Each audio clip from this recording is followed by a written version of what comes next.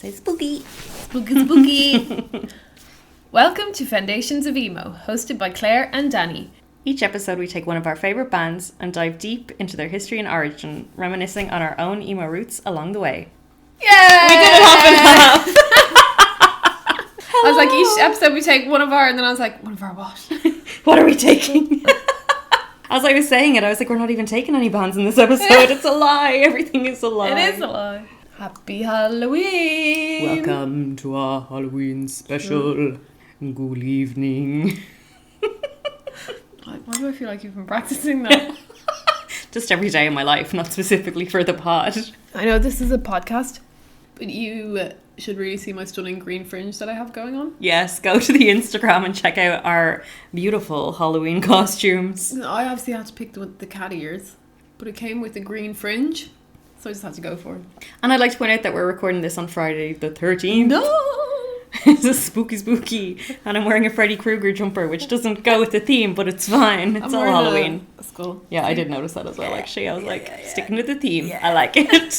So we are just back. Well, we're not just back. We're back a week from Manchester. We went to see Faf. This time last week, we were literally just arrived in Manchester. Oh. Yeah. Were we on the flight? No. Shortest flight ever. Yeah. You're literally up in the air and then you come back down. Actually, we have a funny airport story. Oh my god, in my head I'm like, do we? What? Oh! So basically, we got to the airport, we knew how much time we had and everything. We're on our little holiday, we're going to have a Prosecco. Well, we went to a stupid bar that charged a fortune and gave us €11 for a Prosecco out of a plastic cup. It had a plastic cup, and I don't mean like a plastic Prosecco glass. I mean like a plastic cup, a white plastic cup from a kid's birthday party. So we had one, and then we were like, let's go find the gate and see if there's a bar closer to the gate. So we go for a little ramble, realise there's no bar close to the gate. The gate was very far away. And we still had half an hour, and we were like, fuck it, let's just go back to the other bar and get another Prosecco. And we've got loads of time to get to our gate. So we go to the proper bar, get a Prosecco in a glass. Yeah. And then we're like, oh, isn't the gate closing in 5 minutes? We better make a move. So we down our Prosecco like shots.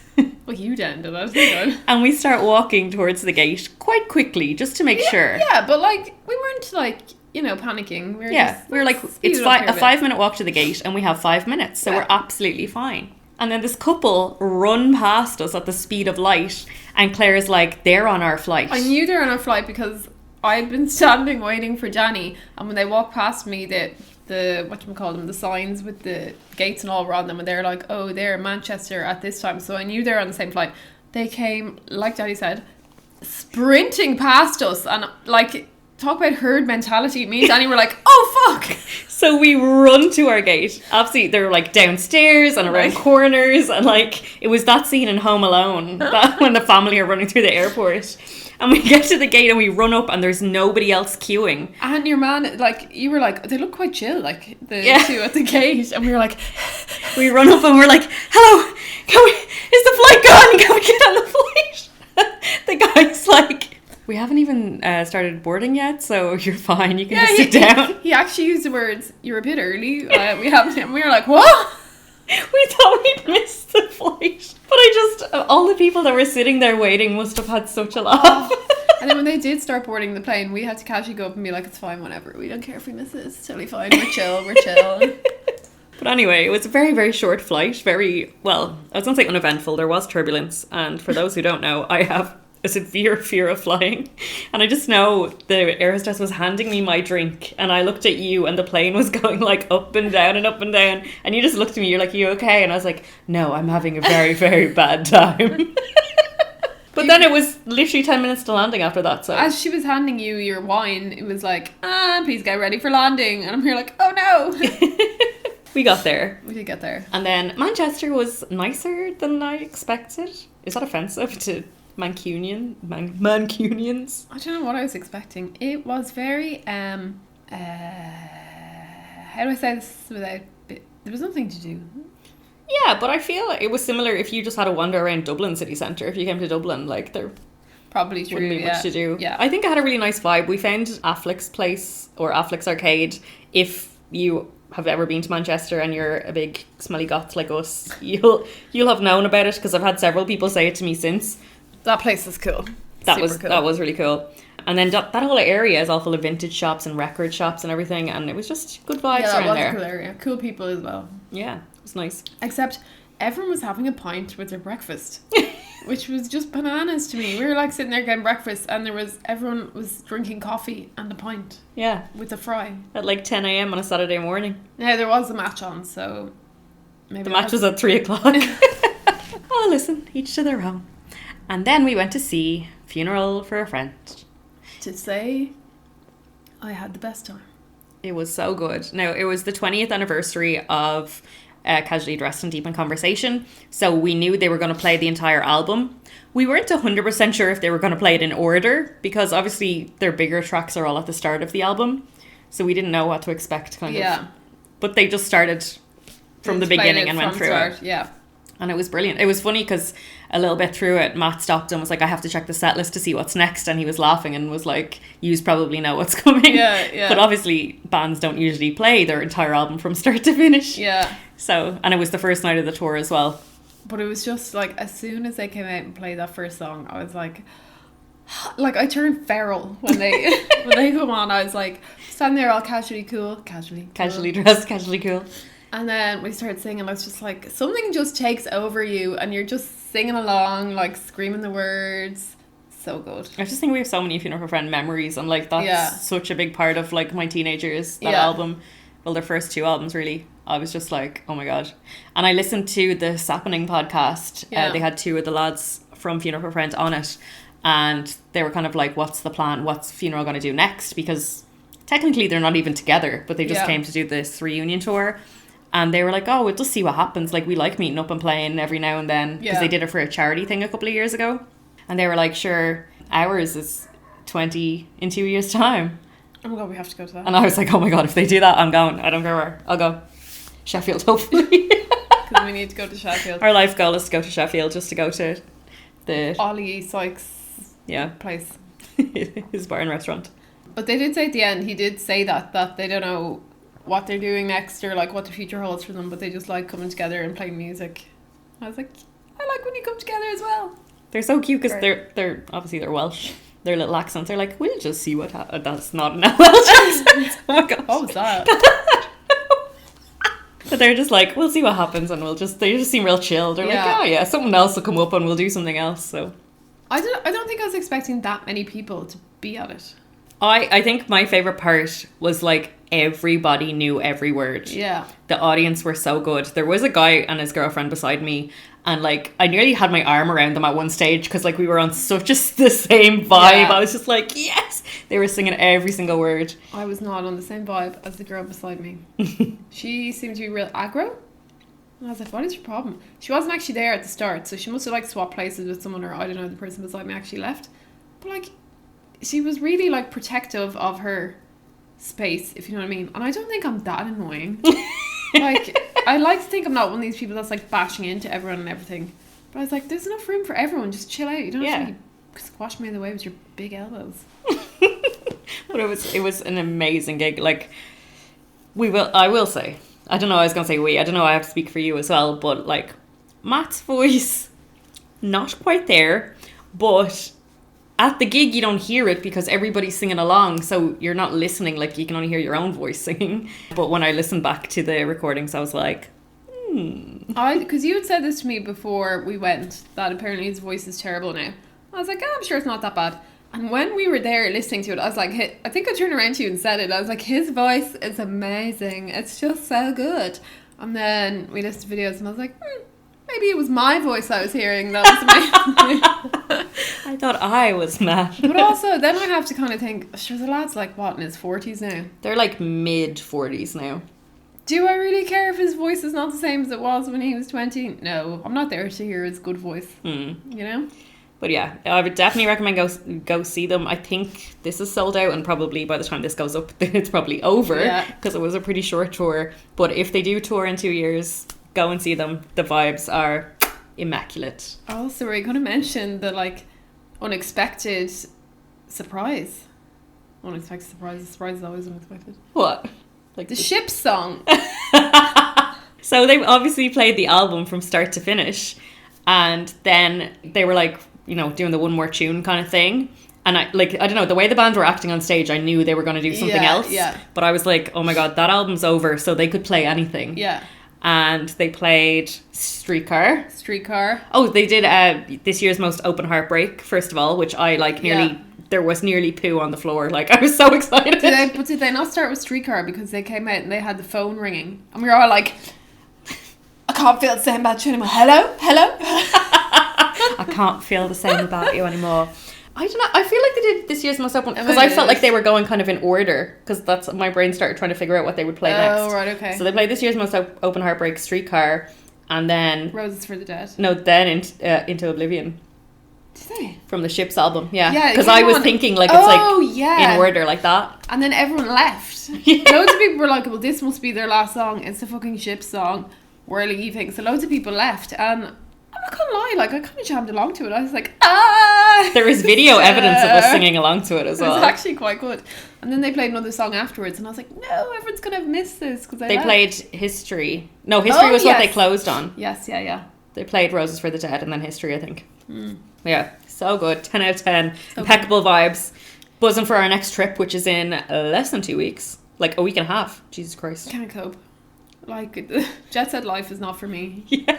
We were like shells of people on Sunday. I can't even describe it. I don't think me and Claire like talked to each other the whole day. We were just like dead. Traveling. It's just the whole rigmarole of getting to the airport and you have to be there early and you have to get on the plane and then you have to get off the plane and then you have to get a train and then I hate it. Well, we did it and we're doing it again. In Brussels adventure to see Fall Out Boy in a week and a half. We are working on a video of our little Manchester trip, but I have been very busy with college and just life in general, so I will get it done as soon as possible. Yeah, Danny said we, but really it's Danny. I'm not doing a thing. It'll be on our Instagram page at some stage, so you can see our little Manchester adventures and what we got up to. But now onto the spooky stuff. Spooky Sperry? It was a dark and stormy night. And I've come here to talk about some scary things. And I've decided that the scariest thing in the entire world is men. I was going to say, she's going to say something like Claire's face. Or I'm waiting for her. Men. Dating apps. Oh, please. Men. Yeah. That's a horror story. That's the worst horror story of all time.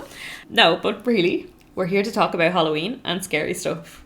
So I thought we'd start with the first question. Yeah. Which is like, do you believe in paranormal or spooky stuff?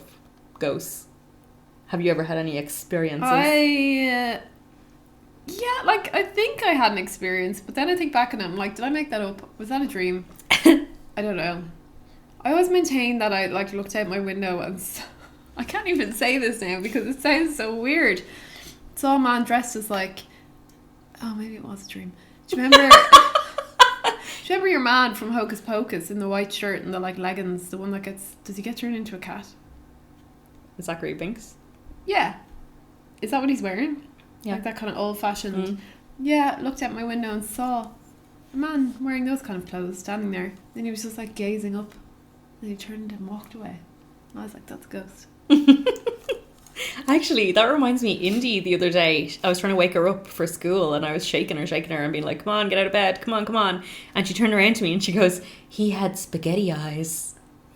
And I don't know what it means and I've been thinking about it ever since. Oh! He had spaghetti eyes. And I've asked her about it and she doesn't know what I'm talking about. So it must have been a dream she was having. Maybe of someone with spaghetti eyes. That bloody huggy wuggy thing just terrifies me. It's funny, I don't know if I believe, like sometimes, like I would like to believe, but I don't know if I do believe. I've never had an experience. I think when my cat stares into a space, I'm like, there's something there. What's he looking at? Probably a spider in your face. Yeah, probably, but I don't know. I like to think... Like I'm open to it. I'd like to believe it. I'm not like, oh my God, that's a load of shite. Why would we like to believe it? That's terrifying. I don't know. I had a really spooky experience when I was in San Francisco. I don't know if I ever told you this story. Basically, I was like traveling around a little part of America and one of the stops was San Francisco, and you know they can be kind of weird in hotels about you have to have a credit card on file in America, they're really weird about it. They're like, it has to be a credit card and a debit card doesn't count. Oh, yeah. So I was like, I don't own a credit card. And I was like trying to do research into the hotels I was staying at to see if I needed a credit card. So I Google like the name of the hotel and I'm like, is blah, blah, blah. I can't even remember the name of the hotel now. And the first thing that came up was like haunted. And I was like, sorry? I just want to know about the credit card situation, not the ghost situation. So of course I click in and I'm like reading all these horror stories about spooky things that happened to people when they stayed there. And I was like, surely not. That's a load of shite. And then I completely forgot about it. I was there like with my ex and like we were going to leave the room or something. We were getting ready in the morning. We were going to go out for the day and explore San Francisco. And I walked into the bedroom and like there was a drawer that was just like, or like the wardrobe door was open, I think. And I was like, what the fuck? I was like, that wasn't. And he was with me. Like we both went into the bathroom to brush our teeth and we walked back into the bedroom. The wardrobe door was open. And I was like, that's really weird. That definitely wasn't, like we definitely didn't leave it open. We didn't even use the wardrobe. Closed it and was like thinking nothing of it. The next day, same thing. Like we were just leaving the room or whatever, turn around and there was a drawer that was open. And he was like proper panicking and he was like testing the drawer to be like, no, this is too heavy. It didn't fall open. Like this, Yeah. you have to like pull it hard to get it to open. And then I tried it as well and it was the same. And I was like, okay, now I'm getting freaked out because I can't explain it. Like the wardrobe door could have been anything. This is the second weird thing that's happened and I don't like it. This is, I suddenly believed when I started experiencing it. And then later on that day or something, again, we were both together and we walked back into the room and there was like a wine bottle that, or was it wine or water or like something that came in the room like that. And it was like balanced on top of something else. And it had a big like nail mark on the label. No, thank you. Like, you know the way a Bulmer's label, like you can kind of scrape it? Yeah. I freaked out. I was like, nope, I'm not staying here. I don't like the nail mark. It feels negative. It feels dangerous. I don't like it. And I was panicking to such a point, like I had tears in my eyes, like that pure like panic. And then my ex said it was him the whole time. So, right, I didn't want to say it, okay? But when you said you had a real scary experience, what did you say? I don't know what word you used in San Francisco. I was like, Bet it was him. No, well, I was like, well, just being there with him would be a horror. But he, like, I have to say, fair play, because he was with me every time, and then we'd walk back into the room and something had happened. So he must have, like, followed me out of the room, and obviously I wasn't thinking that he was back there doing spooky shit. He's obviously just a good actor. Yeah. And then he would act as scared as me. So then I was like that freaked me out as well. Kill him. Yes, there were choice words. But I did fully believe in hauntings there for a while. But why is it that most hauntings seem to happen in America, or is it just that nobody else talks about them that much? Or maybe it's just because the population is so big that there's more ghosts.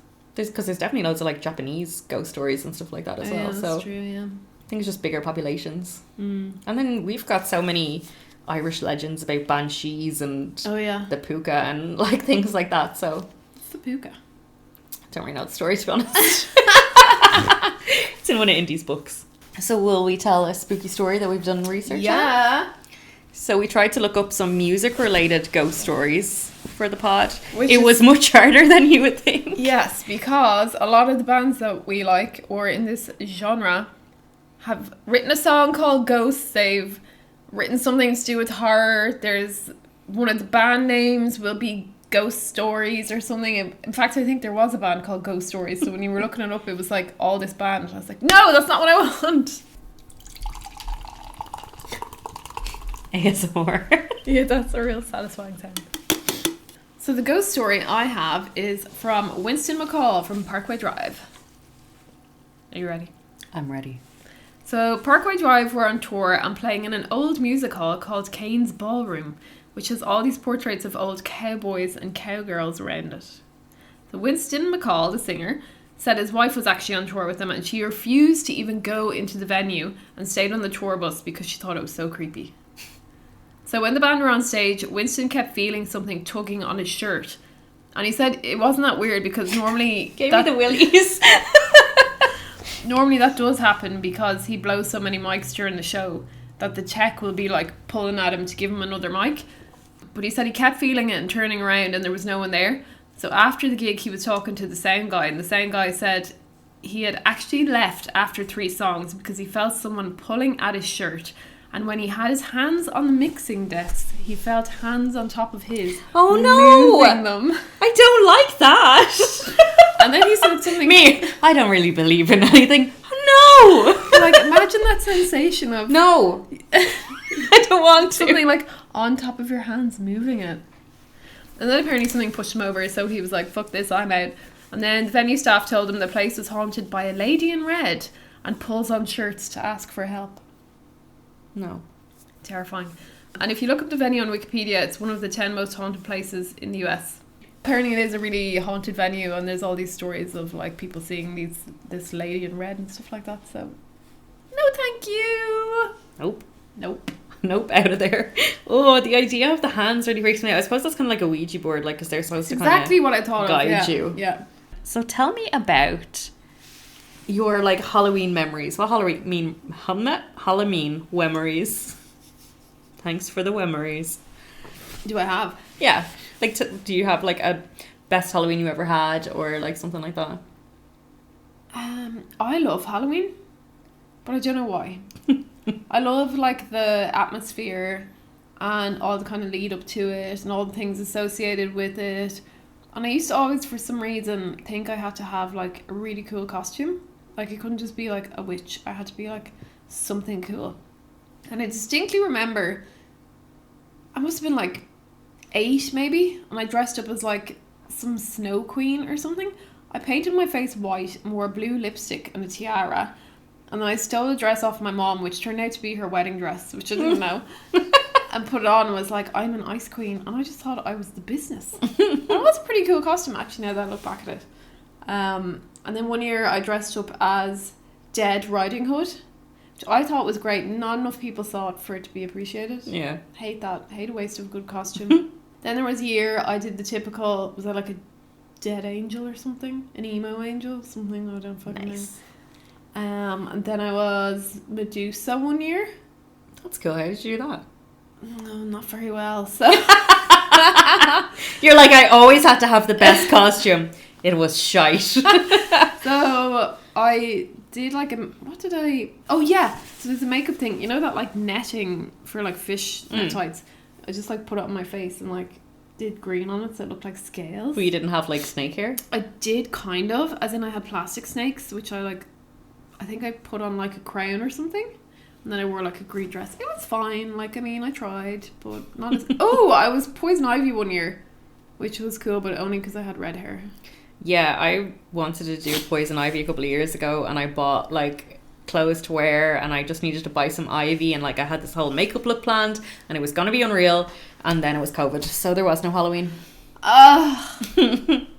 And every year I'm like, maybe I'll do it this year, but now I'm just couldn't really be arsed. Yeah. Because I don't do anything, and especially now that I have Indy, like I just bring her trick-or-treating, so... Yeah, it's all like, about the kids now, isn't it?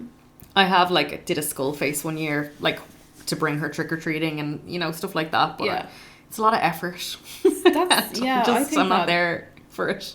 I did that like half skull face thing one year, you know, the thing that everyone does, and it was so much effort. Like, you just want to give up halfway through it. You're like, ugh. Yeah, I did like kind of a half pumpkin one a couple of years when she was like very small. She was dressed up as a pumpkin, and I was like, I'll do pumpkin makeup on me, and I did this whole like half pumpkin thing, and obviously she didn't go trick-or-treating because she was a baby, so I just kind of answered the door with her. With me with half a pumpkin face, and then I was like, I think I'm gonna go to the shop and get like something to drink, and I went to Lidl like that, and the guy was just like, cool makeup, and I was like, thank you, and then I wheeled my baby out of there with my half pumpkin face. At least someone appreciated it. Yeah, I don't know if he was being sarcastic, to be fair. He was like a bored teenager on the till in Lidl. What is Indy dressing up as? She's gonna be a cat, which is yes. Does she I'd like to borrow say my cat ears and my green fringe? When she was a like tiny baby costumes are so cute that I bought like multiples. Like, she was a pumpkin and a spider and a ballerina and like a little fairy. And I just kept putting different costumes on her every day because it was just so cute. And then when she was 2, I dressed her up as Chucky because she was the perfect height and she was like toddling around like that. And we sprayed her hair orange and everything, and she's got like the crazy kind of hair like Chucky did. It was the same length, like it was perfect. That was her best costume. And then when she was 3, like, oh, she was Jack last year. Yeah. The year before that, she was a fridge. She, for weeks, I was like, what do you want to dress up as for Halloween? When she was 3, and she was like, fridge. And I was like, okay. And then I came back to her a while later and was like, what do you want to dress up as? And she was like, a fridge. And I was like, right, I need to make this happen. Built a whole fridge costume. I actually remember you telling me this. Yeah. But she was kind of sick last year, so I couldn't even do her makeup properly or anything because she just wasn't well. And it was her first year where she was a really good age for trick-or-treating. Yeah. But we did about 3 houses. She's like, I want to go home. And I was like, what do you mean? I was like, we've been waiting for this day.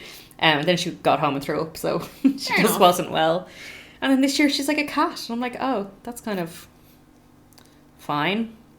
Oh, I think it's amazing. And she's been wearing the tail around the house. And I'm like, are you a little furry? Like, what is going on here? And I said to her, I was like, maybe I could be a witch because, like, you could be my cat and I'll be the witch. Yeah. She was like, no. So, that's the end of that. Speak of the devil. Hi. What's up? Do you want to be on the podcast? Really? What? Oh, we're wearing your hair bands. Really? Do you want to be on the podcast? Yep. This is your opportunity. This is your moment. Now you need to talk about what is your favourite thing about Halloween. Sweets. What are you dressing up as for Halloween? Black cat. Black cat. Can I be your witch? Yeah. I can? Yeah. You told me no. Yeah. Okay, cool. Fair enough. She said it now. Thank you for your contribution. Will you go to bed now, please? Okay, bye. Bye. Bye. When you're done, give me my hairband back. Oh, fair enough. Do you not think they look great though? You're like silly. We have only spent one Halloween together, as far as I can remember.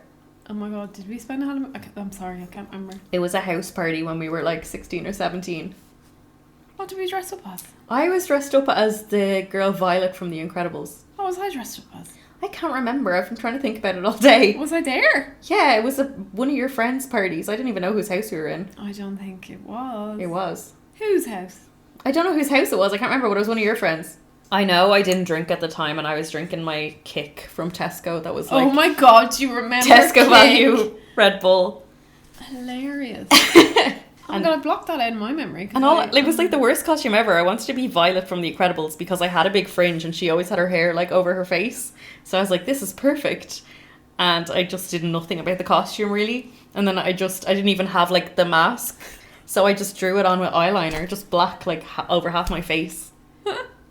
And I remember talking to your friend at the party, one of the guys, and we ended up having a little kiss. And he was like, I wish I could see your face. Oh my god, he didn't say that. Please. He did. I'm dead.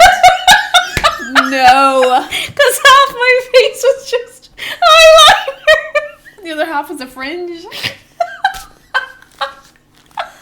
Where was I for that?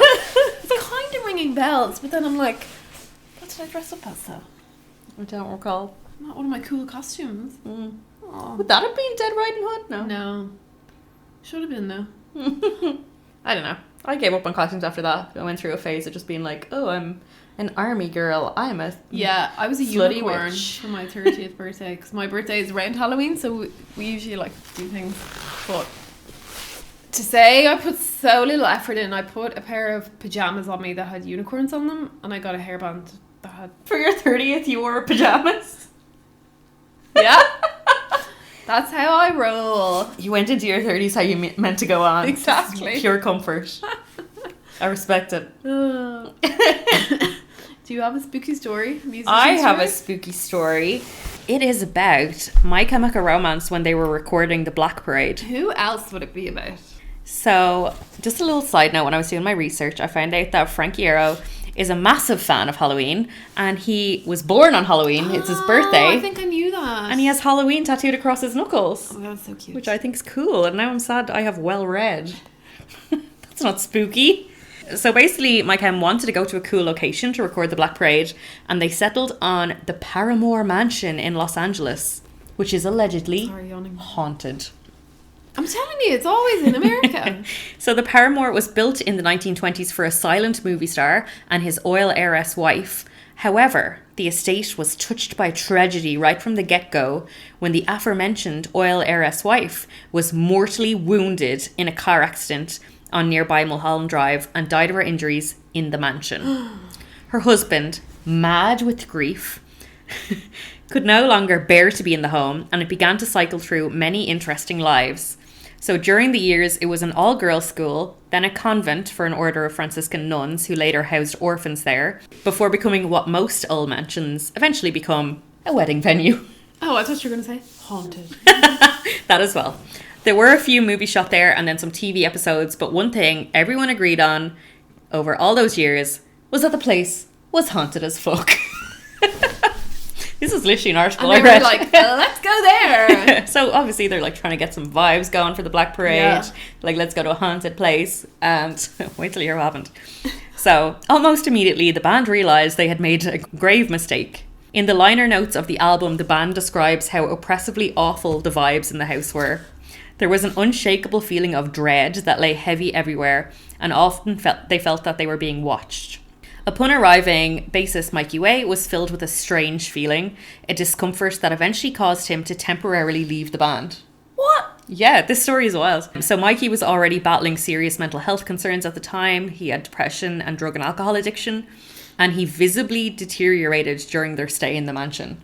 Like, visibly, apparently, he, looked horrific. God. So he ended up staying in the estate's most haunted room, the atmosphere of which only exacerbated his inner turmoil, which led him to first sleeping on the floor of Gerard's room, then to leaving the mansion entirely to seek help. Aww. He was just like, I'm out, and he just left. But he left the band, he just left one day. Oh my God. So one night after he left, Gerard heard guitarist Ray Toro strumming a medley of Ozzy Osbourne songs, clearly upset over something, and Gerard began playing a guitar himself, and the two wrote a song that later became known as Famous Last Words. Ah. That's what the song is about. It's about Mikey leaving. Ah. And I know that I can make you stay. So the song was inspired by Mikey's departure, including lyrics such as, I know that I can't make you stay, but where's your heart? And I know there's nothing I can say to change that part. So Gerard was plagued by night terrors and horrific dreams. He often woke up feeling like someone had been strangling him in his sleep, and he had vivid nightmares of watching his loved ones burn to death. Sorry, why did they not all leave? So he talks about these terrors at the beginning of the song Sleep, the recording distorted and glitching. Oh, yeah. And he's like, what does he even say? He says something about being choked or being strangled or something like that. He actually says at the start of the song, but it's about the dreams and the night terrors he was having while he was in that mansion. So the band would often hear things like the sounds of dogs barking or voices murmuring when there was no one else around.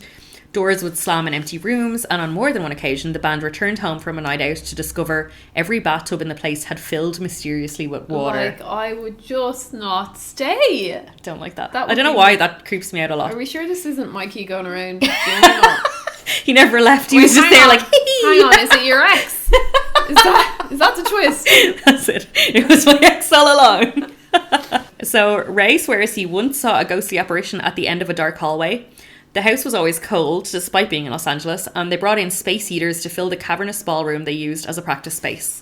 Gerard likened the Paramore to the Overlook Hotel in The Shining, and would go on to say that the band truly felt like they were losing their minds as they stayed there. Gerard fought daily with the visceral urge to leap into the pool and sink to the bottom. Visceral urge. An area called the Heavy Room became one of Gerard's most frequented spots. He often left strange notes there, including one that read, "We are all just a Black Parade." This, of course, is the inspiration behind the album's name and replaced the working title of The Rise and Fall of My Chemical Romance. In the Black Parade liner notes, Gerard says that the house was consuming us. That's a quote. It's so creepy. And in fact, in very early demos, the song that would go on to become the iconic Welcome to the Black Parade was first called The Five of Us Are Dying. The band avoids talking about the record's production because of what they went through at the manor, and the band ended up leaving the eerie place before their scheduled time. That's terrifying. Why would you stay? Just stay in this horror house. I don't know. But all those little bits are so creepy, like the five of us are dying. I read a couple of articles and kind of pulled from a few of them, but like I can imagine it in my head. Like everyone's going around in some weird days and they're meeting up and they're writing songs and then Yeah. weird shit's happening, and It's actually so creepy. It would make a good movie. Yeah, but what you said there about The Shining, like, that's what I'm picturing in my head. Everyone's just getting a bit madder Yeah, every day. yeah. Like, yeah. Insane. Ooh, no, thank you. While we're on the, I don't know, gothness, will I tell you another one? Yeah, that's very apt. Because I have one about Laurie Jolenen from the Rasmus. Yelling in. That's the wrong country. I think he's Finnish, is he? Yeah. I had the Rasmus album, did you? I feel like I did. I definitely had the single at least, but probably the album. It was off. Do you remember he had the feathers in his hair? Yeah, cool. Cool. Well, apparently he has been quoted as saying he's a magnet for all supernatural things, whatever that means. He said he has a big sister and her ghost has come to him in different forms multiple times.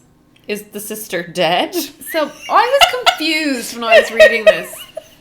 But what I'm gathering is he has an actual big sister who is alive and well, but this ghost comes to him and he said she's mostly in the form of a child sitting on his bed on her knees with her face turned down, but he always recognises it as his sister. Okay. Which is terrifying. And he said it's not scary, it's actually quite calm. But he's never been able to open his mouth and actually speak to her. Because, I don't know. And he feels like she's trying to tell him something and is an important person in his life. Would he not, like, call her?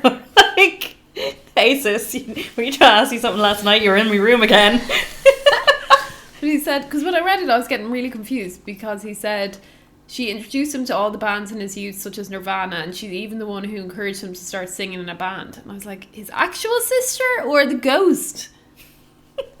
So I don't know, but apparently there's this weird little child that follows him around, and maybe someone should check on him. Does he need help, Laurie? Well, when you started and you were like, I'm kind of a magnet for all supernatural things, I was like, oh, fuck off. But, like, I don't know, that story's very bizarre. It's a bit weird. Didn't really get it. No. But, you know. I actually remembered I do have a supernatural story, an actual supernatural story. Go on. When I was a kid, I can't remember what year it was or what age I was at all. Like, I probably was young teen, like, even, like, 11 or 12. Like, I don't know. I feel like I was kind of that age. My auntie's husband was dying of cancer. And, like, he was in palliative care. And, like, they literally knew, like, expect the phone call tonight. And we were sitting watching the TV. I think it might have just been me and my mom, because we used to put my sister to bed because she's younger. And then it would just be me and my mom stay up and watch something. And we were literally sitting there watching TV. And there was this bang in the kitchen. And the phone rang at the same time. And the phone call was to say that he had passed away.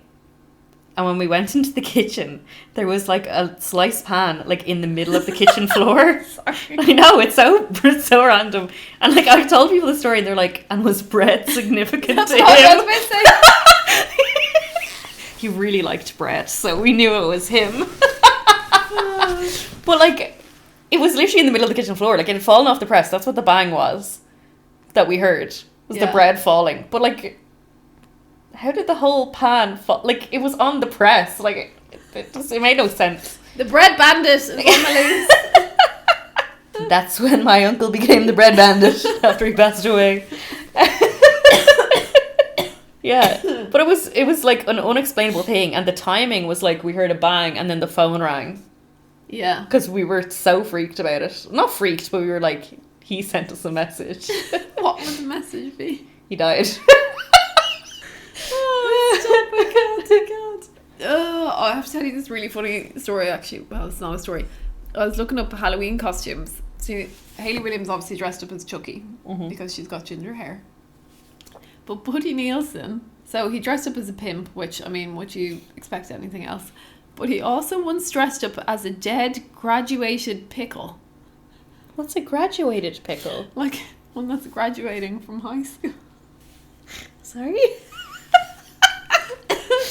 So he wore a graduation gown and safety pins sandwich pickles to the whole thing and wore a bald cap that was painted green.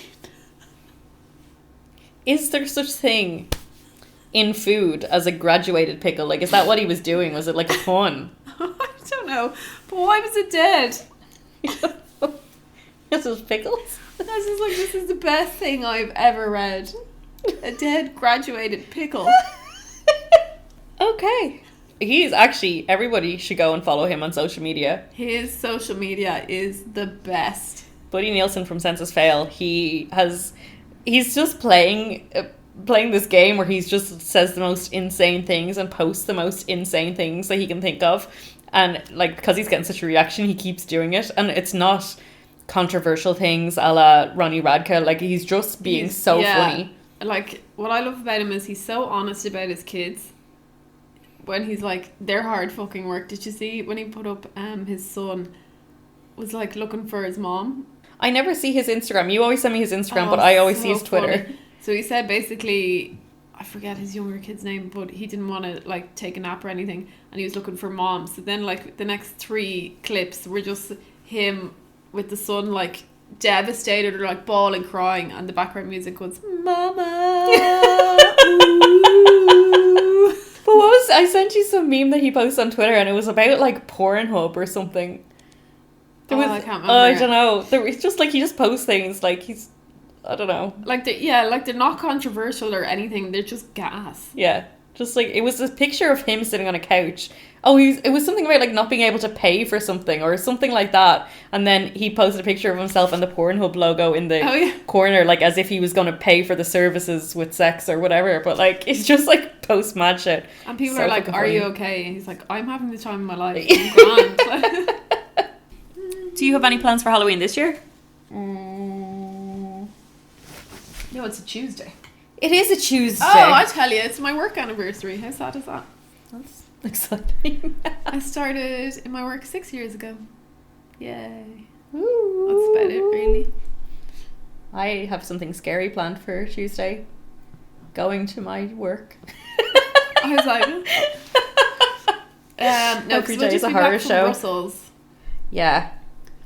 So, But if anyone's looking for plans and happens to not be in work on the Tuesday, please go to Outcasts. we are raging we can't go. If it was the Sunday night, we could go.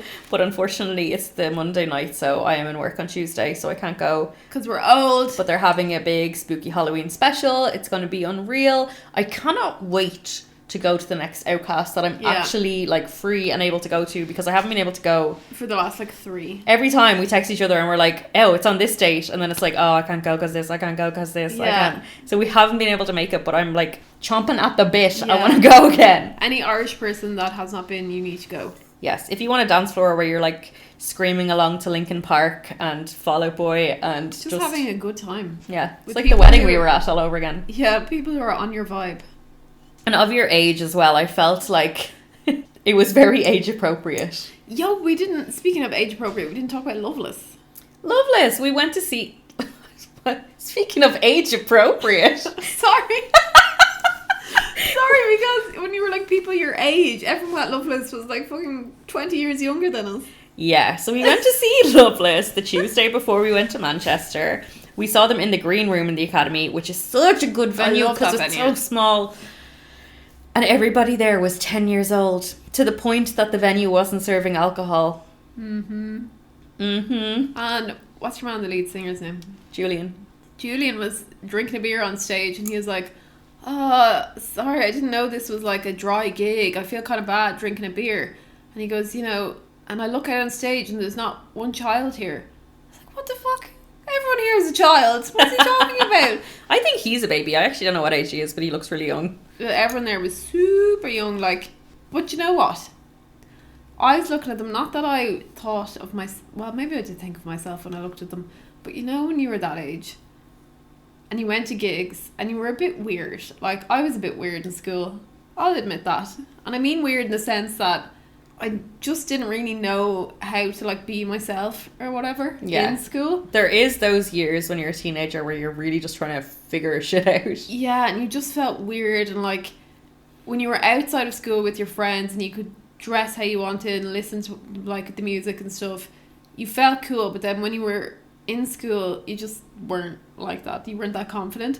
And I remember going to gigs and listening to the band and feeling so like you fit in and like these are my people and everyone here is like for a good time. You thought you were like, I can just think of this one picture of me from that Aiden gig that we met at. And like I'm wearing, first of all, I have purple hair, like the bottom of my hair was purple, I'm wearing this green top from H&M. Do you know what? I actually could picture the green top in my head when you Yeah. said what you were wearing. I might have been wearing fingerless gloves. I think I might have. Like, just hideous, but I thought I was so cool. And that's exactly what I thought of when I saw all these girls and guys. And I was like, they must feel so cool, even though they don't look it. Sorry, no offense. I don't mean that in a bad way, but you know what I mean.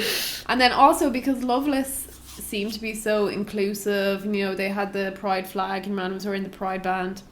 And they put a lot of effort into like speaking to the crowd and like he took your one's phone and did like a video or whatever. And I was like, those kids must be so appreciative and go home and feel like the coolest people ever. Like they can walk into school tomorrow and be like, I'm fucking cool because your man from Loveless gave me a high five. Like, I remember going to gigs when I was younger and going to school the next day and nobody knew who the band was or nobody knew what, but I felt so special that I was like, I experienced something incredible last night with a group of like-minded people. Yeah. And I walked in the next day, like, just walking on air, just being like, no one even understands what happened to me, but, like, it was next level. Yeah. They're the vibes I got off that Loveless gig, even though we were older than everyone else there.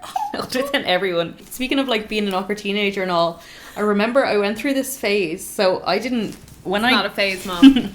When I got into my awkward rock goth phase in school, there wasn't actually very many like rockers in my school at all, and the ones that were there were horrible. Like, you couldn't be in their gang.